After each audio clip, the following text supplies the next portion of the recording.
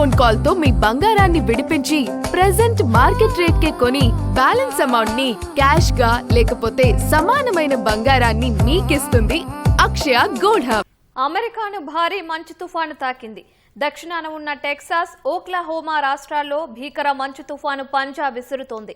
ఫలితంగా భారీ స్థాయిలో మంచు కురుస్తోంది. ఈ క్రమంలో అమెరికా వ్యాప్తంగా 8,000కు పైగా విమాన సర్వీసులు రద్దయ్యాయి.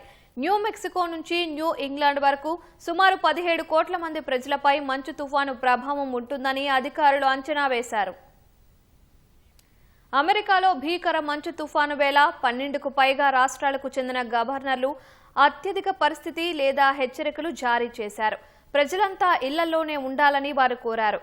అత్యవసరమైతే తప్ప బయటకు రావద్దని సూచించారు. ప్రతికూల వాతావరణం కారణంగా అనేక ప్రాంతాల్లో రవాణాకు తీవ్ర అంతరాయం ఏర్పడనుందని, వాహనదారులు అప్రమత్తంగా ఉండాలని హెచ్చరికలు జారీ చేశారు.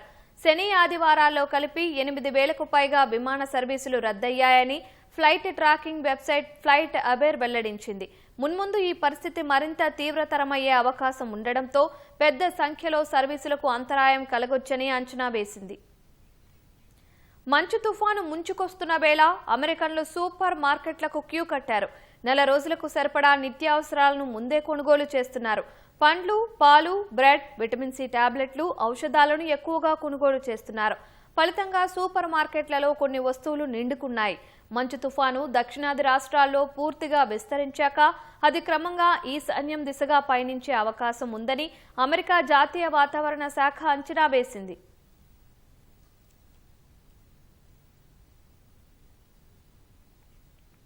మంచు తుఫాను ప్రభావం 17 కోట్ల మంది పౌరులపై ఉంటుందని అమెరికా జాతీయ వాతావరణ శాఖ అంచనా వేసింది. ఉష్ణోగ్రతలు దారుణంగా పడిపోతాయని, ప్రజలంతా అప్రమత్తంగా ఉండాలని హెచ్చరించింది. ఇళ్లలో హీటింగ్ వ్యవస్థల పనితీరును సరిచూసుకోవాలని సూచించింది. షికాగో సహా ఇతర నగరాల్లో పాఠశాలలకు సెలవు ప్రకటించారు. మంచు వర్షం వల్ల విద్యుత్ సరఫరాకు ఆటంకం కలిగే అవకాశం ఉందని విద్యుత్ సంస్థలు తెలిపాయి. నిరాశ్రయుల కోసం కమ్యూనిటీ కేంద్రాల్లో అధికారులు ఏర్పాట్లు చేశారు.